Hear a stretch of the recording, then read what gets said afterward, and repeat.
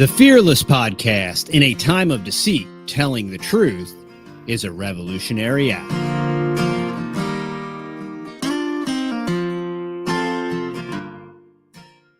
All right, y'all. Welcome back to the Fearless Podcast. We are at episode 38. And once again, I have an awesome guest that I want to introduce y'all to. And it's Homesteading with PJ, and his video popped up in my feed about carnivore, which I was like, oh, check that out. So it was very interesting. So I reached out to PJ. Let's bring PJ on. Hey, PJ, how you doing, man? Good. Happy to be here. Yeah. Thanks for taking the time. We appreciate it. So, so your video popped up in my feed. I think it's like something like 100 Days Carnivore, and I'm overly fascinated with this tidal wave. You know, this carnivore tidal wave is almost as big as Joel Salatin's homesteading tsunami. So I think these two trends are merging a little bit, because we have a lot of friends that are going carnivore. We've been carnivore 230 plus days as a family, and we've been finding a lot of benefits with it. So there was a lot of overlap here. So I wanted to reach out to you. One, I saw your homesteading there in North Carolina. And so I want to kind of see what that origin story is all about, like why homesteading and why you're at where you're at, and get to learn a little bit about your origin story, and then maybe bleed into this carnivore thing and talk about all that. Absolutely. Yeah. So homesteading's always been an interest of mine. I grew up in Southern California, where there are 0 homesteads in Orange County, California. Right. I could be wrong. Maybe there's a handful of weirdos out there, but like I was one of the weirdos that thought, hey, wouldn't it be cool if we grew our own food? So even as a kid, was interested in, anytime we'd go to like the plant nursery, I'd be like, oh, let's buy some corn or watermelon and like try to grow stuff. And I've never had a green thumb. I still don't. But like even as a young teenager, just trying to do a little vegetable garden, I remember I wrote my parents a petition for like, let me have laying hens and stuff, which never ended up and I learned about like bantam chickens. I was like, they're little, the eggs are cute, and like it never panned out. I never had chickens growing up. I did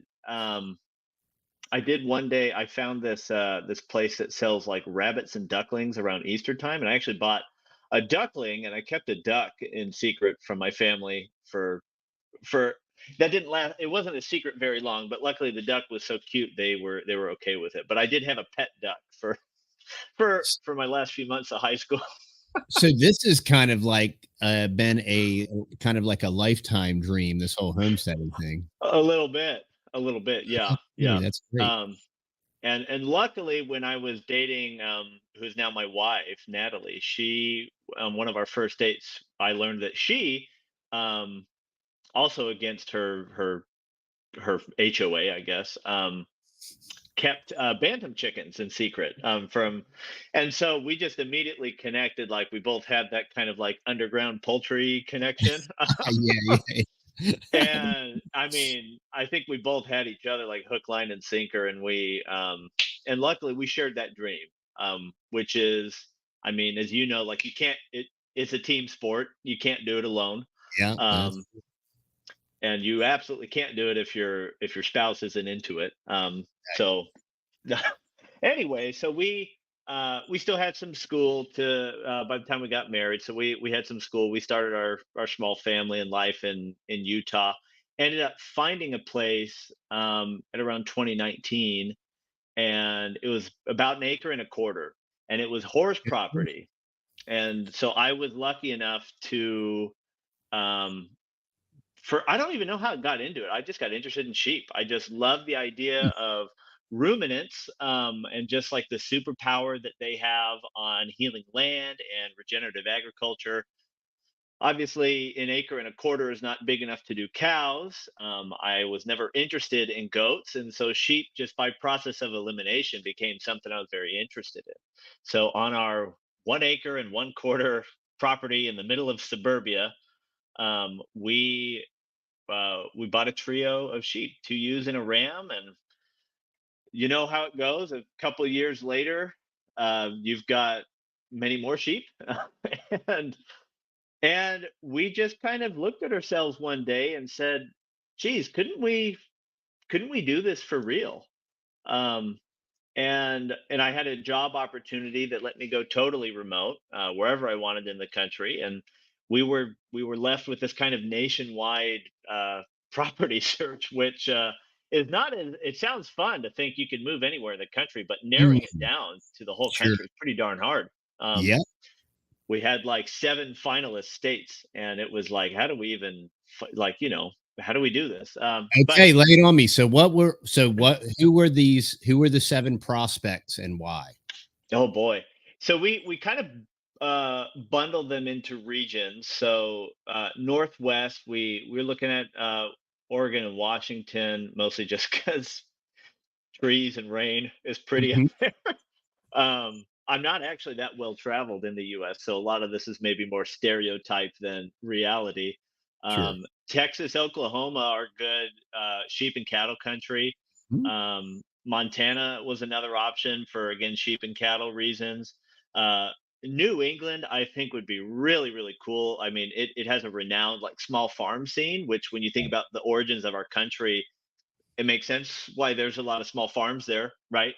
Um, and then Southeast was interesting, and I started noticing. I'm going to sound super basic here, but I started noticing a lot of YouTube homesteaders were based out of North Carolina, Mhm. and never on my radar, not even a little bit.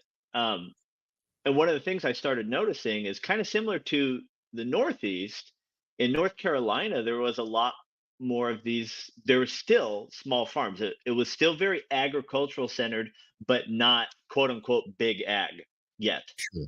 A lot of farms kind of in the ballpark range of like 20 to 100 acre kind of farms. And that was really intriguing. Also, there's a great local food movement, and some really good farmers markets. And like a weirdo, we bought a house sight unseen because this would have been 2021, which Wow. the market was nuts, right? We had to buy it sight Mhm. unseen, pay way over asking price. But we, I'd never even been in the state. I'd never set foot in the state of North Carolina. Bought the house, looked at the house one day before closing, and yeah, I see your face right Wow. now, That's like a crazy hardcore. person, right? Yeah, Yeah, that's yeah, definitely crazy. yeah. So, I'll but you didn't die. You're still alive, so still, that's cool. I, Isn't that I will say crazy? the craziest thing, and I've made loads of mistakes. Probably my biggest, yes, my biggest homesteading mistake was bringing my sheep with me. So I didn't move them. I paid somebody a couple $1,000s to move them, because when you only have half a dozen animals and most of them are ewes, you do Mhm. that thing where you name them and your Yep. kids name them. And like, Okay. we've been comfortable eating. Like, it's not, for some reason, it's not a big deal when a ram is born and you know it's not going to be a stud ram. He's not going to be around forever. We just name all of our rams Sean. It's Sean the sheep. Mhm. We know that they're all going to get in the freezer one day. And it's not a big deal. But the ewes, for some reason, is a big deal. So my favorite ewes and my favorite stud, we paid somebody, and I was going to start my flock over. Big mistake, because a little geography lesson. Utah and North Carolina, very, very different climates. Utah Mhm. is the second driest state in the nation. North Carolina, I don't know how wet it is, but it's pretty darn wet. Incredibly wet, yeah. Yeah, state. And you've raised sheep, and so parasites are Yep. next to predators. Which, knock on wood, I've never had a coyote or a neighbor's dog take out a sheep, but I've had a lot of parasite issues out here. And within about 18 months, I think it was about half of that flock, due Oh, to barber poleworm, we lost. mhm. And Yeah. I'm no expert. I try really hard, but I mean, it was every 7 days during the summer, rotating them, electric fence, just doing everything. And it got to the point, I kind of lived in this like fantasy world where I thought I would never, like, I will never deworm my sheep. And We've then been there. and then you do it, and they still were dropping, and it was just like, and it was such a hard decision, but I decided I just need to start over. I found someone with a bigger operation, more land at least, who was willing to take all my ewes. We struck a fair deal, and my neighbor wanted my sheep, my rams, and they're good rams, and he still has them, and he's crossing them with St. Croix, which are Oh, yep. smaller but much more parasite resistant. These were Dorper sheep, by the way, Dorpers. that I. Okay, so Dorper St. Croix cross. Okay. Yeah, yeah, which I'm super excited to see his lambs. And now I just finish out rams. I buy young rams when they're weaned, and so right now Okay. I've got 5 Katahdin rams, and they probably have 1 or 2 months left before they go to freezer camp. But I got to tell You you, just man, that graze was them a. out. I did, yeah, just raise them out. But I Right? gotta say, if I were to do anything over, have the luxury of doing anything over, it would be just start over.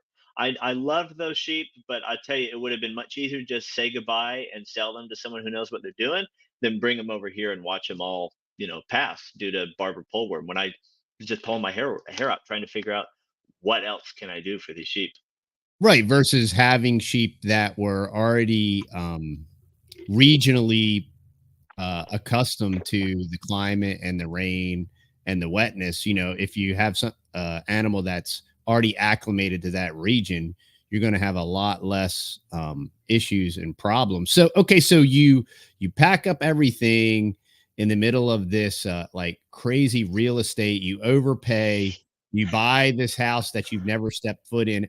How many acres did you end up getting? It's about 12 acres.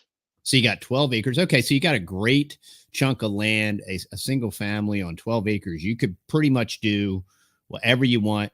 Now, when you buy a property sight unseen on the opposite side of the country, on the opposite coast, what did you have any of these like, oh yeah, it was great, except it needed an entire new HVAC system and a new septic system and a new roof. And did you have any of those really cool surprises of like buying a property sight unseen?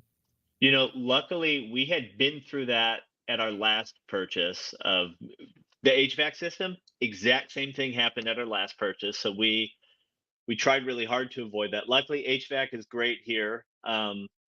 It was funny, the on like Redfin or Zillow, the house was like built in the 70s, but as we learned more of the story, it was built in town and then somehow stripped to the studs and like brought on a trailer and plunked out here. So the only thing from the 70s is the 2x4s in the walls. Like everything Oh, cool. else was about 2 years old. Yeah. So the house, nothing, like nothing wrong with it. Septic system, the guy before us built a piece of our driveway that like a concrete pad, and the septic runs under that. So Oh, obviously that collapsed, and we mhm. didn't know that. But say la vie, it's we got that fixed and no other issues since. So house wise, pretty good. Yeah. Um, and then the land was all brambles. I mean, we've got a long easement road that goes to our house, just pine and bramble. So a lot of clearing, a lot of land that we had to clear, um, and put up fences. But other than that, man, it's been a dream. It's Yeah, been that's very great. idyllic. So you didn't find any dumping, because like on our property is incredible, man. We found so much trash. Like, you start walking it, and as it rains Yes. and rains, we found just like decades of trash on our What's some property. of the funnest stuff you've found? Like the most interesting? Like I found a calculator once, and I thought that was so random. But like, what have you found? Everything, like just uh vintage clothing, old glass bottles, but like literally, I mean, when I say that they were dumping, I mean that they were literally dumping just like Mm. bags of trash. And like a lot of this stuff you could tell was like from the 70s. So this had been like generational, just oh well, we'll just throw the trash in the woods where nobody can see it, I guess. And so out of sight, out of mind. I Oh, don't know. it's frustrating. I It's I've got a friend who he's the guy who cleared our land. He's got a really great machine that just mulches everything. yeah, He cool. told me the craziest thing he's found is an entire boat that someone had no idea was like in the brambles in his soon to be pasture. Just a boat there. Yeah, Crazy. we bought one of the properties we bought. We were able to sell it and buy a different piece of property. But yeah, that was 20 acres, and we start walking it, and we found like multiple cars. We No found a way. couple boats. Yeah, all abandoned. It was No way. yeah, Oh yeah. my gosh. That's really common down here. It's kind That's of wild. unfortunate. Yeah. Yeah, yeah. And it's kind of fascinating, but it kind of speaks to like that mentality. Well, just like there's a lot of people down here that will literally just burn all their trash. Sure. They'll like plastic and everything. Oh yeah, put it in the burn barrel, and I'm just like, bro, we're gonna breathe that for the rest of our life. Thanks, man. Yeah. Yeah, Oh, and man. but the cool thing about getting this property and then getting all the trash off of it and starting to bring in the mulch and bring in the animals, the really neat thing is that we can take this forsaken property that was literally like a dump, like a neighborhood dump apparently, and just kind of bring it back, make it serviceable, make it regenerative, and so that's neat. So okay, so you guys move all the way across the country, 2021. Yeah, overpay. And so now you're in North Carolina. So any regrets? I mean, you kind of were blessed with the fact that there was no major like economic issues with the purchase or any of these cataclysmic failures that can bankrupt some people. Yeah. Yeah. I mean, I got to say, even though we did, probably by North Carolina standards, overpay for the property, like what we sold in Utah, I mean, we did well, and I was happy to overpay, just for the value of it. Um, and yeah, the macroeconomics of real estate have been favorable. If anyone's bought a new place in the past 5 years, it's been favorable. So we've been happy about that. We plan to be here for a long time. But yeah, I mean, no regrets. Definitely learnings and hardship, mostly with the sheep. But I got to tell you, once I decided to, I attached so much of my identity to, like, I raise Dorper, I raise full blood Dorper, I breed them. That's my thing. Once I let go of that and realized, you know what? What's the why behind this? There really wasn't a good why. Yeah. And the reason for my interest is homesteading is like, I have a lot of issues with big agriculture and big food, and I wanted a place where I could grow food for my family. And there are a lot of ways to do that other than raising Dorper sheep. There's actually dozens of other sheep breeds that will do just fine out here. There's also other animals besides sheep. And since then, we've done chickens and pigs. We have done goats. About the only things we've done rabbits. A lot of garden. We've done bees. The only things we really haven't done are cows. And then turkeys are basically it. So there's a And lot of ways to feed your family. yeah, and you bring up two great points, okay? Because we all, if you're regenerative ag, and just like people that home birth, we've home birthed in the past, you like to Wow. you like to be all super puritanical and I I will never do this and I'll Yep. never do that. Yep. And if my animals get worms, I'll feed them black walnut husks, and there Yep. is there's a natural way to do this. And in the grand, larger picture, I would say absolutely. But there's this puritanical absolutist utopia, right? That we all like to live in. And then there's reality. And let's say you have $10,000 worth of sheep, right?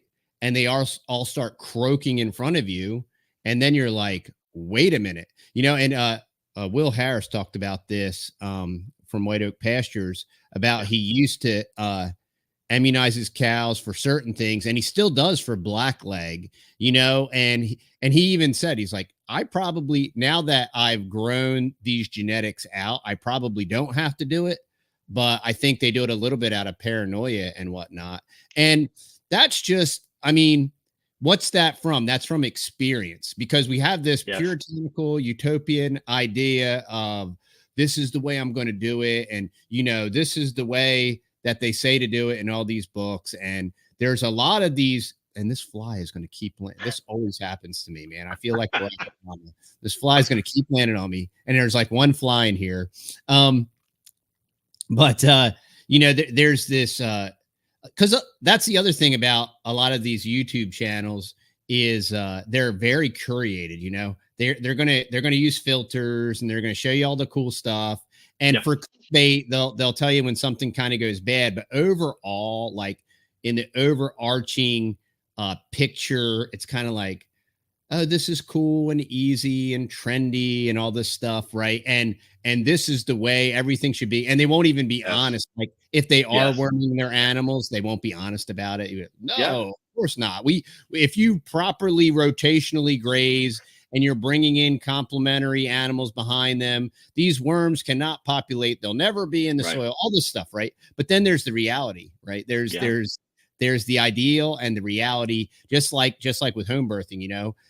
If we had our choice, oh yeah, I would only ever exclusively home birth, but sometimes there's complications, sometimes stuff happens, and that intervention is not the worst thing in the world.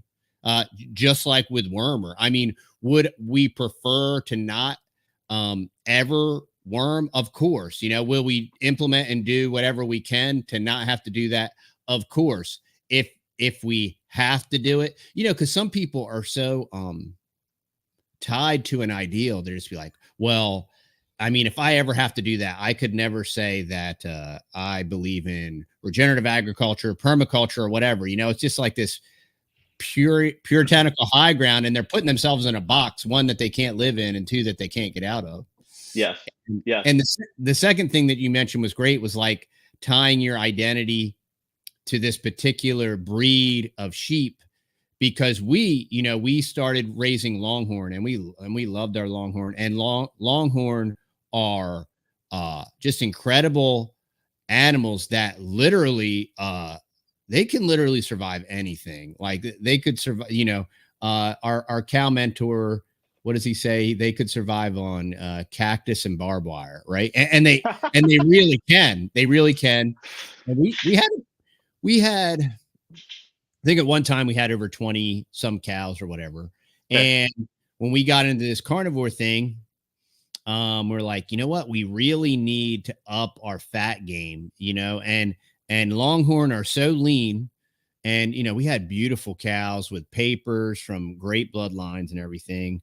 But, you know, like, well, if we're going to keep doing this thing, if we're going to raise our cows for meat, we started offering, a lot of our grass fed to our local customers and everything. And that was great. And we were even networking with other farmers, with other ranchers with different breeds that were grass fed. So, and what we found is like our Longhorn they're just too lean, you know. We need to continue to develop and look at breeds, you know. So now we're in the same process of we're flipping our herd over. We got a great low-line Hereford bull, and then we have an Angus bull, but right now we have some low-line Angus, and we're just kind of feeling it out, this whole process of converting over to a cow that has a better fat ratio and then a better conversion ratio as far as like gross body weight to total meat production. And, you know, these are all the different things that you learn. Probably you could learn all this stuff if you watch enough videos and read a book. There's so much value in just doing it, you know, just doing it. And you have a mentor with you. And that is another big, like, secret sauce. Yeah. And, you know, I just give you so much props, right? You're like all the way on the other side of the country. And maybe kind of, because see, a lot of people are stuck in this kind of conundrum, right? Like, oh, is it too late? Did I already miss the boat? What should I do? You know, and they either get stuck in analysis paralysis, or they're just like, you know, I blew it. I should have moved 10 years ago when you all moved and all this stuff, right? And they just stay Yeah. stuck where they're at. I mean, we moved in 14, you moved in 21. I mean, there's a large gap there. Yeah. You don't regret moving. You just did it. Maybe tell us a little bit about that whole process of, you know, you got the remote job offer and you're like, let's just do it. We're just going to move to we're going to move to a house that we've never seen, to a place we've never been, and maybe talk about that a little bit. Yeah, well, my family, my wife and I, a couple of years ago decided, just like a business, what are our core values? What are the guiding principles for our marriage and how we parent our children and how we live out our dreams? And adventure is one of those. That was a core value that my wife really brought up. Is like, we're a family that takes on adventure. And so when you really put, pen to paper and make it known that these are what we stand for, it becomes very easy to like live something like that out. I think there's so many ways to homestead besides doing it the route that we have done. And there are a lot of steps to take. I remember when I lived in a townhome, the first home my wife and I, bought, we had a yard that was smaller than the room that I am currently in, my home office. And we we made an herb garden and we dried our own herbs, and like for a couple weeks in the fall, like we've got the sticks and the string with the herbs falling, Mhm. like it looked like an apothecary in our kitchen. And there's a lot of there's a lot you can do with a little bit of space. And so the reality is, if you think you can't, I would just challenge that a little bit and say, see if you even have a taste for it.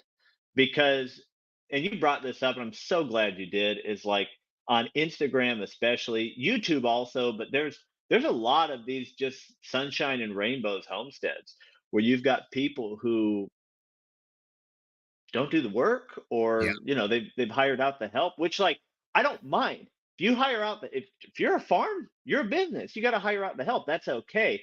But don't sell it as if this is a Right. set it and forget it type of thing. I Exactly. think that's I think Exactly. that's unfortunate, because I think that leads to a lot of like unnecessary stress for people that are jumping into it, Yeah. because they think it's easy, because it's It's not. There's a misrepresented. It's a misrepresentation of what reality is. uh-huh, uh-huh.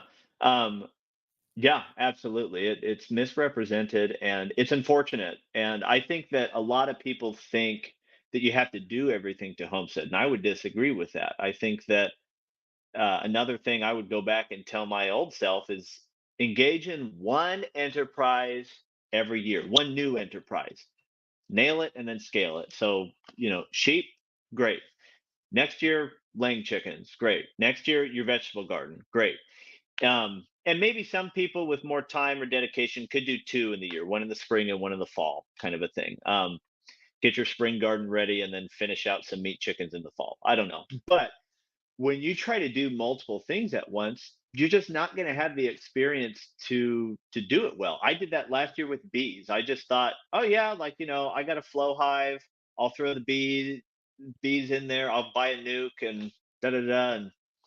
And hey, in springtime, I was a great beekeeper. I was really good at keeping bees in the springtime when Mhm. the nectar flow is strong. Um, and summertime, they pieced out, because I didn't know what I was supposed to be doing. And Right. that's just one example of like, and that's just bees like that, like a nuke. I don't know what it cost me, less than $200. It was a bummer, a fun learning experience. I got stung a handful of times. Hooray! But if you're doing that with something big like a pig or sheep or cows, that's a Mhm. real bummer if you can't, if you put in all that time and energy, plus that's an animal's life, like, you really owe it to yourself to go a little bit slower. And I just worry that there's too much out there that shows that it's just sunshine and rainbows and easy. And the hardest thing you do is, putting the meat in your freezer or picking all the tomatoes. Like, that's the hardest thing. And Right. it's Yeah. not. There's a lot more work to put up the food than there is just harvesting it.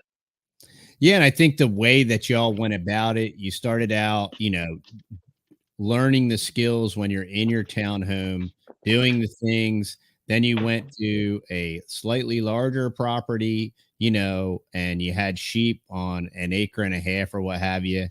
And then y'all are like, wow, we actually like doing this. This is like, and that's why I got a great friend, the permaculture consultant, and he's putting together a homestead permaculture workshop site where people can go there, live there, interact, and even see if they even like, because Ah, yeah, because what we noticed, during the whole pandemic thing, we had this rural exodus where all the city dwellers wanted to escape to the rural, and we've seen properties come cleared, partially developed, and we know of dozens of people, and they move out and they do it, and then they're like, oh, I kind of missed the cul-de-sac, and then they sell, they're gone, and I mean, I could list like dozens of properties we know of like that.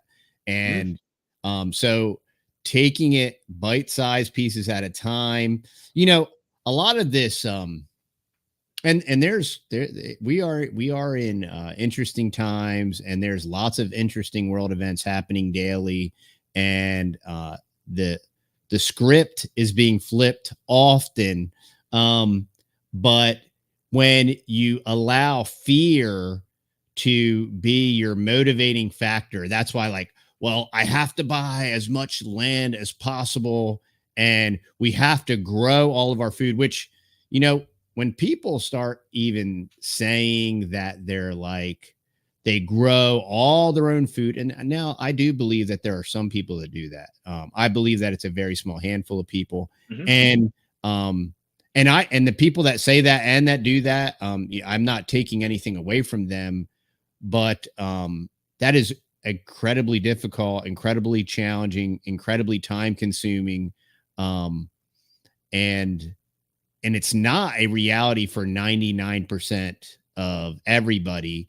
And in a way, you shouldn't want it to be, because I think you were alluding to this fact of community and Yes. developing a skill, right? That's marketable, that's scalable, that's practical. And if you can do that, you don't have to be good at everything. Like, oh, I can graze out a grass-fed cow, I can get the best conversion ratio, and also grow the most tomatoes and cucumbers, and I can them. Like, if you're really good at a couple of things, and you now have a value that you can bring to your local community and your local marketplace, you don't have to be great at everything, and you don't have to do everything, where you can Yes. just focus and be more of an expert in certain areas and bring that value to your community.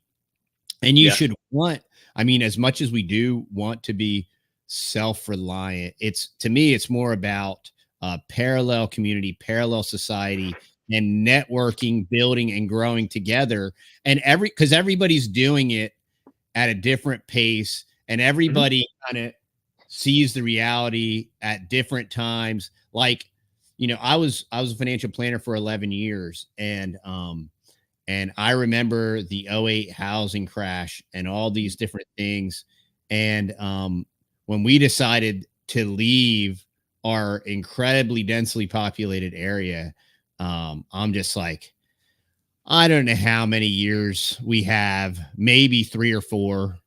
You know what I mean? But like within 3 or 4 years, with all this money printing and with all these artificial bubbles and quantitative easing, and I've just expected this shoe to drop, and here we are.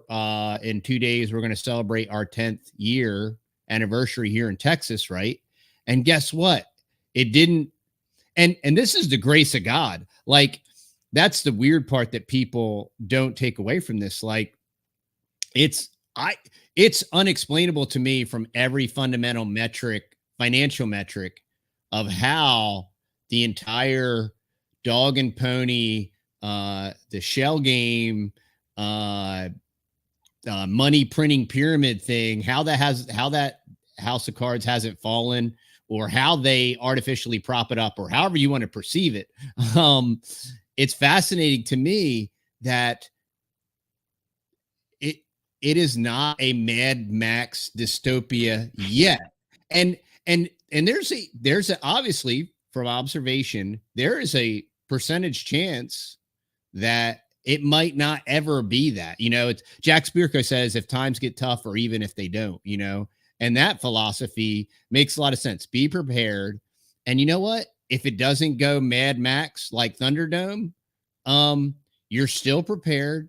You're still helping. Yeah. You're still loving your neighbor. You're still helping your neighbor. You now have these real world skills, these non-synthetic artisan skills. Maybe your neighbor has developed different old world skills. I definitely think a solution to what is happening to America is a slower, non-hyper consumerist, right? Because that was the big thing. I read the book, The Millionaire Next Door, right? And Yeah. the Good book one. is about hyper consumerism, right? And that's what's destroying society, culture. It's what's decoupled capitalism. There's no real capitalism on certainly on a national or transnational scale. It's exclusively not capitalism. We can still function as capitalists per se, but that system has been communized. I don't want to go on any rants, but so much of what you're saying, it's such great tips, because, and the reason I love interviewing folks that have this draw to homesteading and then they launch out and they actually do it, right? You are like, well, you're the example. Like, well, we did it. We sold our house in the neighborhood. We moved all the way across the country. Y'all have kids, right? We do. Yep. How many kids y'all got? We have 2 kids. One is 8 years old and one's 4. Oh, wow. That's cool. Do you have a pink one and a blue one, or what you got? That's right. Yep. In that order. That's cool. Yeah. Yeah. That's cool. Yeah.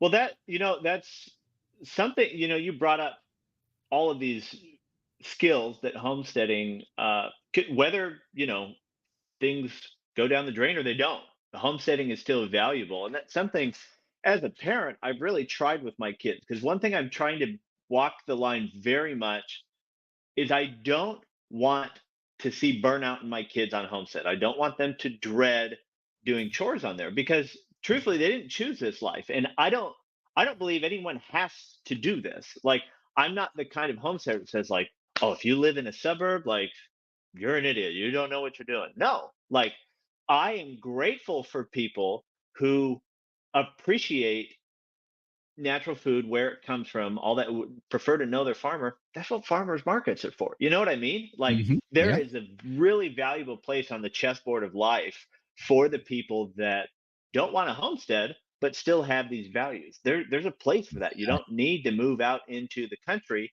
to be part of this community.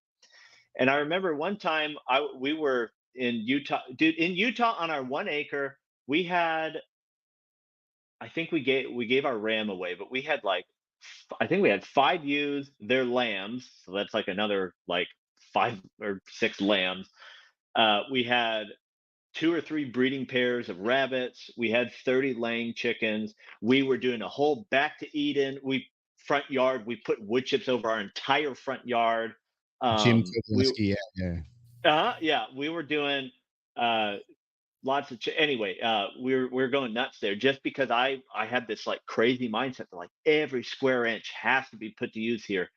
And I remember one night, in between dinner and bedtime, my daughter, who must have been about 3 or 4, we were walking doing the chicken chores, just making sure the chickens all went back to sleep and whatever, and we were just over our heads and chores every night. And she looked at me and she said, "Dad, do you ever feel like you were born into the wrong family?" I was like, "Whoa, this is a serious talk from 3 or 4 year old." And so I heard her out, and I said, Heavy. "Yeah, yeah." And I said, "Well, tell me more about that." And she said, "I just don't think I was supposed to be born into a farming family." And at that moment, I was like, "I got to make a change." And when I dug deeper, I said, "What kind of family do you?" And she's like, "I don't know, like a family that makes ice cream, like maybe an ice cream family." Um, and so we made a tradition that week that every week we had an ice cream cookbook and we just worked our way through that cookbook and every week we made a new flavor. So That's we great. got back into that world for her, but it also hit me hard of like I can't do this to my kids. I cannot treat them like, unwilling labor on the homestead. And so we try really hard to walk that line of like, enjoy this and see the value in it. But at no point in time are we hoping that you take over our farm, that like your manifest destiny is for you to decide. I would hope it and love it if you took the values of regenerative agriculture, knowing where your food comes from. All of those things are great, but the expectation isn't that you have to do this. And I think that's a very important distinction. And I see a lot of people who just kind of ride the line very hard. And we try not to be that. We realize that this life isn't for everyone. And there's room in this community, even if you're not homesteading in the conventional sense.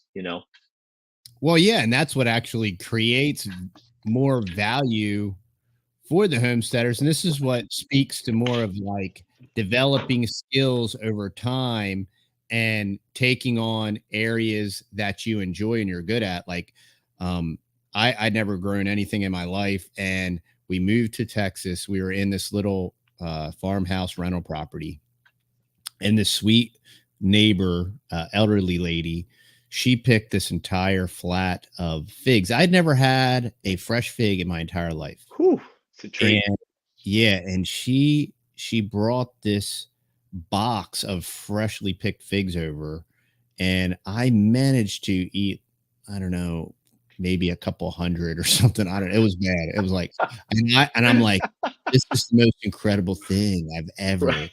tasted in my life. And so I got bit. I got the bug, and I'm like, oh, well, I need I need a fig tree or Right. two or three or 100, and I think I'm at 140, and I got Wow. 140 different variety now, and I just started doing this fruit tree thing, and I'm like, I enjoy this. I'm learning, I'm getting better at it, and then we're developing different ways to monetize that and to Cool. share it and different things. And that's all part of specialization, and part of this specialization, I don't mean it in a Prussian government school way where you need to be the specialized cog in the machine, because I think that's something that's happened to American culture, is that the government schools have created this like, what are you good at, and oh, you should be an accountant, or Yeah. you need to be this one thing, Yep. versus you know the founding fathers, they were polymaths, right? They had multiple skill sets, and they could do all these different things well. And I think our society has lost that a little bit, and I think that's what this slower, intentional lifestyle brings back. Just like you were saying, you don't want to force your kids into it, but you know what you're doing? You're giving them exposure to it, where if they were in a neighborhood, they wouldn't have exposure to it, and that's the value of it, is like, hey, look, here's nobody's saying that you have to do this, but here you can see what it's like. You know what I Yep. mean? You can help out, and we can work together. And there's so much really neat value there. But yeah, I really appreciate your approach and your insight. And it's great to hear that you guys are having success there. Try, fail, adjust, try, fail, Yeah. adjust. Maybe we could venture into this whole thing. The reason I reached out to you. So here you are, you're like this regenerative agriculture guy. You're probably a self-proclaimed, you're kind of crunchy, you're organic, right? You're like, Yeah. you're trying to eat for health instead of living to eat. You're eating to live, and you're aware of you want to know where your food come from. You appreciate that. You understand that not knowing that leads to disease and different things, Yeah. right? And so probably, and the reason I wanted to interview about this, because this is our story when it comes to food. Because I mean, the main reason we started growing our own food and wanting to learn that is because it is important. We want to know what is sprayed or isn't sprayed on our food. We want to know what's in the dirt, and if we put it there, we'll know all that stuff, right? Yes. And so we were doing that, and it was just like, yeah, but I still don't feel good. Like we're Yeah. doing all the things, right? Yeah. we're reading all the books. Look, we're watching all the YouTube people that are doing all these things. And I love Joel Salatin and Will Harris and Gabe Brown and all these Yep. awesome mentors and giants. Like I take nothing away from these guys. And now we're gluten free. We used to have an A2 cow. Like we're gluten Okay, free. cool. We're dairy free, and we're eating whole foods and all this stuff. And I still can't sleep. I have insane arthritis. I Yeah. feel like I'm 100 years old. Like what is Yeah. up? Does just getting old suck? Or so maybe you could tell us a little bit of like, how did you one okay, where did you ever hear of carnivore? How did you get introduced to it, and why Yeah. carnivore? Well, very similar. So going way back in my story of health, and really um until my first kid, I was always overweight and just bought into the whole genetics thing of like, well, it's just Mm-hmm. genetics. I'm chunky. Mm-hmm. Yeah, and because when I'd go out with my buds and we'd eat fast food and they were fit and I wasn't, I just figured it was genetics. No, it's because they ate fat. That's the one time that week they ate fast food and they're on the baseball team and they're running track. Whereas me, like I'm playing video games, and when I'm not eating fast food with them, I'm eating fast food on my own or maybe with my family or whatever. Mm-hmm. So, but I had bought into the whole genetics thing, right? And around the time my first was born, so this would have been just over 8 years ago, my wife and I decided, let's like we got to figure this out, like for the sake of our kids. And I saw marginal success. We bought, like, I was doing P90X at home, Mm-hmm. Yeah. started running, cleaned up diet. Never went as far as to like count calories, but the thing is like even if you know nothing, which I didn't know anything back then, even if you know nothing, you know what's wrong with food. Like, you know what to avoid, you know what to eat. Like, even if, Yep. and I'm not a fan of like rice anymore, but even if you're just eating like white rice and chicken, which is a conventionally like healthy meal, like Mm-hmm. you probably, unless you're like smothering that in a lot of fats, like you're probably not going to overeat calories wise. Maybe you're not getting a lot of the nutrients that you need from that. But and so we saw marginal increases in that. My dad had been a runner for a long time, and he wanted to run an ultra marathon, which is anything longer than a marathon. So he had committed to Wow. a Cool. That's 50K. hardcore. Yeah. Yeah. Yeah. Wow. And I had been going through this journey and said this will keep me motivated to run. It'd be something to do for my dad. We ran a few halves together. We ran a marathon together, and after a few years of training, we ran an ultra marathon together. And during that training, I had read, there's a really great book, Born to Run. I love the book, but I've actually gone back on that mindset. I don't, and the reason I go into this is because during this like chronic cardio training, I I was going through this thing of like, what the heck? Why do I feel dead all the time? Why are my feet aching? Mhm, Why am my back hurt? mhm. Why can't I sleep? I'm working my butt off. I'm not losing weight. I'm still overweight. I'm running. Like some months I was putting in 90 or 100 miles a month. Like I couldn't figure it out. And so a friend of mine, actually, a company I worked at, my boss saw that I was running a lot, and he bought me a book by an author named Mark Sisson, who's big in the primal movements. He's got some great books. My favorite of his is The Primal Blueprint. And when I finally stumbled on that, it in the first 10 pages shook my world and said, "Hey, you know what conventional wisdom says about the food pyramid and all, like genetics, and then like you could rewrite, not like he says you can rewrite your genetics. Well, you can't do that. You can express through your genes a different pathway, Right. basically." Yeah. Um, and I fell in love with that because it was hope, right? And I learned about fat, and that fat isn't bad, and that meat, Mhm. especially red meat, isn't bad. Um, and I went hard to the paint on that. I discovered intermittent fasting and stuff, and started feeling much better. So that was probably my first big shift, but it was a double-edged sword because I also was eating so many vegetables in that diet. I was eating a lot, Mm. like I had cut refined carbs, so like bread, soda, white sugar. It was all in the past, but like my lunches, my typical lunches at work, I'd have like a little, glass Tupperware dish of like a couple of hard-boiled eggs, which are great, and then a bed of spinach, just raw spinach. Yeah, yeah. And my dessert was like an apple and almond butter, and I was eating nut like macadamia nuts, and these are all things that on the paleo diet are like, yeah, as much as you can eat, like that's. Mhm. And I just start like I started having like stomach problems. And I had a doctor who's luckily very like paleo focused. I had found he's a functional doctor, and then but an MD, and he's a good doctor. And when I discussed this with him, he's like, "You probably have SIBO, small intestine bacteria overgrowth, Yeah. and eating these healthy things is actually overfeeding the bad gut. That's why you're bloated. That's why you have to run to the bathroom the second you wake up. That's why you can't eat an apple without running to the bathroom. Like you, you have an overgrowth of bacteria." And as I started studying a lot more about the gut and stuff, it's like, dude, so this is fascinating. So like we have, two, two ways to examine the gut. You can go up or you can go down, right? um, what Fun. is it, like an endoscopy or a colonoscopy or whatever, Yeah, right? yeah, yeah. So in both those scenarios, they can go 5 feet up or 5 feet down. Mm. You have 30 feet between like your mouth and the other end of tubing. Um,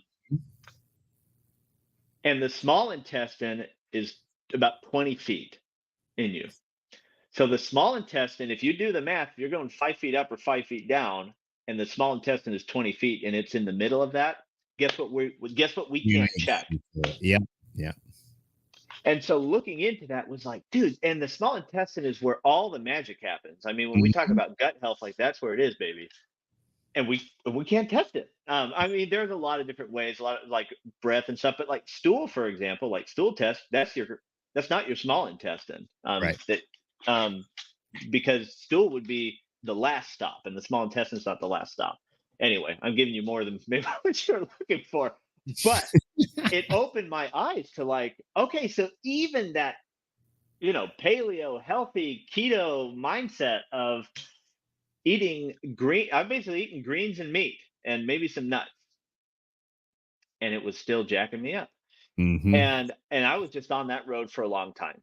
Um, and then I moved out here, started eating basically what, like this summer, I ate most every day what I grew. Now, granted, like I don't have salt. I'm buying salt and seasoning from the store, but even my fat, like is usually like lard, usually from the pigs, like everything. Like my favorite dish was like, pork chop and okra from the garden. Like, whew, good dinners. And all grown on my own farm. And still, like I was having aches and pains. I was getting hurt in the gym all the time, Mm. digestive issues, like always constipated. Like I just couldn't figure it out. And I had heard about carnivore a long time ago. I think a lot of people heard about it through Joe Rogan, at least Sure, yeah, initially. sure. And I had a long time ago, and just never really gave it an honest try. And honestly, it was just such a bad bout of constipation that was just pushed me to the edge. It's like I've tried what the conventional narrative is. I've cut out dairy. I am, pounding berries. I am taking fiber supplements. Like it, no dice. And after about Mm. 10 days in carnivore, it was like I had a whole new like tubing system. It was, and man, like, and uh like I've had a lot of other inflammatory related issues. Back pain gone away, plantar fasciitis, which I got from running a lot, went away. I did lose some weight. I was putting on new PRs at the gym. I have seen a therapist for years, and about 60 days into that, it was like, I don't really have much to talk about in therapy anymore. And so I would like, I love my therapist. She's excellent and a really great professional, but it just got to the point where it's like, I don't think I need to be here anymore. Mm. Wow. Just a lot of stuff that just really came together. And my wife was gracious enough. She did the 100 days with me. Um, and once the 100 days were up, It was during the holidays, and my mom was in town. And part of the reason why I was so overweight, my mom was like a baker. Like she made like Yeah. we just always had cakes and everything in the house growing up, and like it was very common for breakfast growing up to just have like cake, just like cold cake for breakfast. Like Yeah. yeah. Yeah. So no wonder why. And I was blaming it on genetics growing up. Yeah. But yeah, and so I just a couple days, like mostly just to satisfy mom, who flew out here with like a cooler of cakes, because that's what moms do. um and I and I think a lot of people who do carnivore would hope that I would say like, oh, I felt terrible and I almost died, and it's like I didn't feel great, there was a change, but like I was just happier on carnivore, so immediately I just went back to it. Just back to having mostly steaks, a lot of eggs, a lot of my own products. And but now I'm to the point where it's like, my just the other day, like my kid wanted a mango at the store. We bought him a mango, like all 4-year-olds. He didn't finish it. Of And course. I finished it for him. I wasn't bloated. I didn't feel sick. Like, would I go out and buy it for myself? Probably not. But I'm okay with that. So like, a lot of carnivores will look at that and say like, "Oh, you're not carnivore. You're just like everyone else." Mhm, mhm. And like whatever, like I'm over the label of it now, but it's like, I mean, I'm animal based 95% of my calories. And you're a parent, and so I mean, maybe your kids are out of this stage, but my kids never, finish things, and I hate wasting food. So Never. like, I still don't. yeah, No. yeah, We'll never yeah. I be mean, out there of are certain things. Yeah. I mean, there's certain things I'm happy to like give to the chickens, but like, if it's something like a fruit, yeah, I'll clean it up. Because at the end of the day, like I don't like that the carnivore diet is like, oh, like fruit's bad. Like don't eat fruit. sure. It's like it's on a scale, right? Like Right. yeah, don't like grapes and watermelon, maybe don't live off of those. But if you think about the primal origins of berries, like a berry's dream is to get eaten by a bird and flown half a mile away and dropped out and turned into another berry plant. Like Yeah. the phytotoxins in berries are a lot less than they are in, say, like a leafy green or a brassica Sure. like broccoli. Like, and I just don't, I'm just not on the train. And like I did 100 days strict and I felt great. And now I'm to the point where it's like, yeah, honestly, like 5 days a week is no different than what it was before. Just because I feel great on that, but I don't slap myself on the wrist if you know what I mean. Like Sure. it's just knowledge. It's just Well, and knowledge, knowing it's got to be sustainable. that's And it. it shouldn't be predicated, it's annoying that they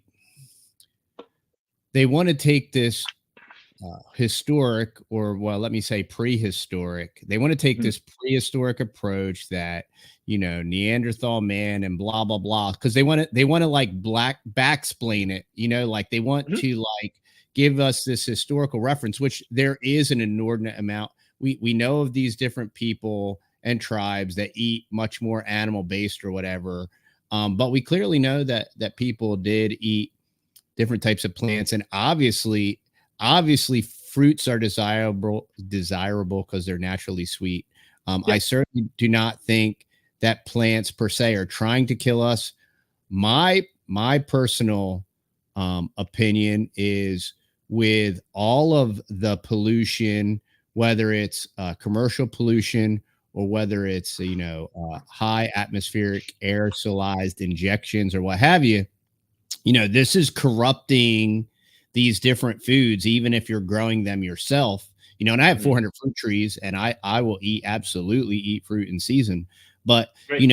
these our soil is polluted, our sky is polluted, and these plants are taking in this stuff. You're ingesting it, and if you do it in large enough volumes, and then when your body is completely out of whack and not functioning properly, uh, it's not going to behave the way it should. So, that it, I think it's so neat when people that overall, from what we're 230 days in, we continue to see more and more people.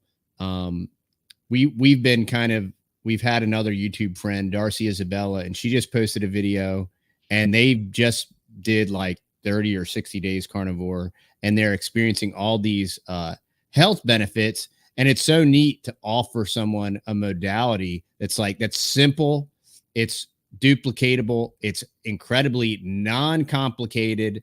Yeah. In America, it's incredibly easy to access. There's no barriers to access. And within 2 weeks, like, you're going to notice demonstrable improvement. And those positive results are what are going to keep you on this food journey, trying to figure out what does make me feel good and what does make me not feel good, and this is a tool in your tool belt that it doesn't have to be like this puritanical, oh, well, you ate a part of a mango, you're obviously not a carnivore, Right. or your ancestral DNA doesn't want you eating that mango, see, so you're poisoning yourself and all this stuff. It's hyperbolic. I appreciate some of the guys that say that kind of stuff, but I also appreciate a very broad look and not trying to over explain or come up with why. Like, it's so funny. You go carnivore, oh, are you gonna eat like that for the rest of your life? And I'm like, dude, like, listen, dude, we live in America. We live in a microwave society, a microwave culture. Nobody, unfortunately, 99% of everyone, nobody puts that much thought into what they're going to eat tomorrow, let alone for the rest of their life, dude. So to Yeah, relax, so true. and don't, and what's interesting? Because, man, I don't know about you, at my work, like, there's so many guys with all these bowel issues, man, just like what you're talking about, right? So, I mean, it's so pervasive. I would bet you, I know it's over 50%. I would bet you it's probably like 80%, right? And I think people are so addicted to food, right? Mm, And I think their real thing is I think some people are afraid that it will work and they'll feel better. And they're yep. like, but the problem is if I do that and I cut out all that stuff and it works, like, I won't be I think able you're to right. go back to my trans fats. And you know what I mean? I think that's part of the barrier of people trying it, is because they're so addicted to these foods and it's subconscious, and they don't even want to consider the notion that, yeah, I'm going to try that and see if I feel better. Yeah. Yeah. Something that you brought up is really, that is the hardest part of this diet for me. And I forget that I said diet. That is the hardest part of this, because I hate, oh, it's a Sure. diet, because that, yeah. But like that's the hardest part, is like, and I wouldn't even tell people like, you have to do it. Everyone should be doing it. But when I hear people that struggle with things like weight loss, pre-diabetes, ulcerative colitis, like depression, even, Mm-hmm. and I just say, hey, look, I'm not your doctor, but as a friend, this has been really, really cool for me. Yeah. And like, and I try to just float it by them. And I usually get like, wow, I'm so happy it worked for you. I could just never do it.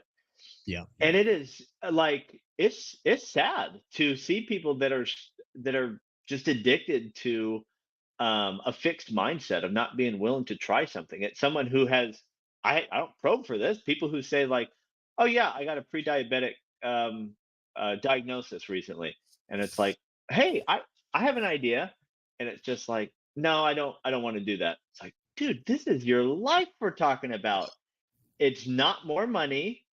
Yeah. It's a heck of a less like dinner prep, especially like if you've got your whole house on board, or if you don't have children that you need to prepare separate meals for. Like, it's pretty darn easy. And so it's just sad and hard and frustrating, and it's gotten to the point where it's honestly kind of discouraging to talk about it sometimes, because you just know. I've got a friend who I hadn't talked to in a long time. We started texting and just, hey, how's it going? And his life has not been doing well. He's had a divorce, and he told me he had a psychotic breakdown and was hospitalized Mm. for a few days for mental illness. And I one of those things where it's like, I don't lead with the carnivore diet in those Sure. situations. I say, how let's talk for a little bit. And then, but when it's appropriate, I just say, hey, I'm not trying to be prescriptive in this, but on the mental health side, I have seen so much benefit from this. And I'm not you. I haven't had the same issues as you. I'm not going through divorce like you just have. However, I've seen a lot of stuff with this. He's like, that just sounds too hard. I don't think I could do it. And Hmm. it's like, what do you have to lose? Like, even at rock bottom, I know people who won't do it. And so I would say, in all honesty, when people ask, what's the hardest thing about that diet? That is the hardest thing about this, is talking to people, knowing the good that it could do, and just seeing people who don't even want to try it, not even for 7 days. Yeah. Yeah, it is. It's really sad, especially with just being able to have so many, I mean, within 2 weeks. I mean, I've never done anything in this whole process of trying to figure out what we should and shouldn't eat. I've never done anything that within 2 weeks to just have such uh Yes. dramatically improved sleep, dramatically improved joints. Um, I was never ever overweight, and to still lose visceral fat just by without exercise. And I used to be like a super hardcore. I used to be very enjoyed working out daily, 6 days a week, and different things. And Mhm. to just have all these like almost passive benefits, Yeah. and to, no longer be hypoglycemic, all these different things. And, this is what's going to give you a longer life. And you're going to end it. I wasn't on any meds, but to be not half, I mean, pre-diabetic people, I don't understand that with this type 2, it can be completely reversed. Everybody that I've seen Yes. go carnivore and be consistent with it has completely reversed diabetes. And I mean, a lot of heart disease and all these other metabolic diseases are directly tied to this processed sugar thing. And to be able to reverse all that, and for something that's so non-complicated, you don't have to like take your blood sugar, you don't have to track your macros, you don't have to do any of this stuff. This is so simplistic. Yep. And yeah, it's fascinating. Well, this has been the conversation that I thought it would be. This has been excellent. Lots of great information, lots of excellent tips, lots of encouragement. PJ, where can folks find and follow you? Thank you. Yeah, it's been an amazing conversation. I love the mindset of, really, the theme just seems like trying to do your best, but realizing that the, like, concessions or reality is a thing. I just, great mindset today. I'm on YouTube only right now. Homesteading with PJ is that. So we're talking about a lot of homesteading stuff. It's really that connection of where um, health and food and working the land kind of all meets. It's really just about stewardship, whether that's your land or your own health. Yeah, that is great. And, before we wrap up, do you have any parting words for the listeners? I would say, when and it's something that you brought up, because you brought up your fruit trees, and I love, the eating seasonally is such a powerful thing. And hey, I would just say, that's the great thing about farmers markets. If most of your food is coming locally, it's very easy to eat seasonally. And we're coming out of winter right now. Um, what's seasonal in winter is meat. So even the folks that aren't going to do carnivore for life, if you are of the mindset of, hey, I want to eat seasonally, that's a really good easy plug for carnivore. It's just a few months out of the year, depending on what your winter looks like. But yeah, eating locally, eating seasonally is always a great thing. And if that lets a few people into the carnivore door, I think that's a good thing. Well, that is great. Hey, y'all, this is a value for value proposition. So if you do love and enjoy the type of content and the guests that we bring you, please go over to the texasboys.com. And speaking of fruit trees, we still have the food forest in a box available. Or if you're looking for raw, unpasteurized honey, maybe coffee, teas, whatever you need, check us out over there. This supports the channel and it gives us the opportunity to continue to bring you great and exciting content. PJ, thank you so very much for your time. This has been awesome. Thank you very much. I had a blast. All right, y'all. Remember, stay fearless, my friends.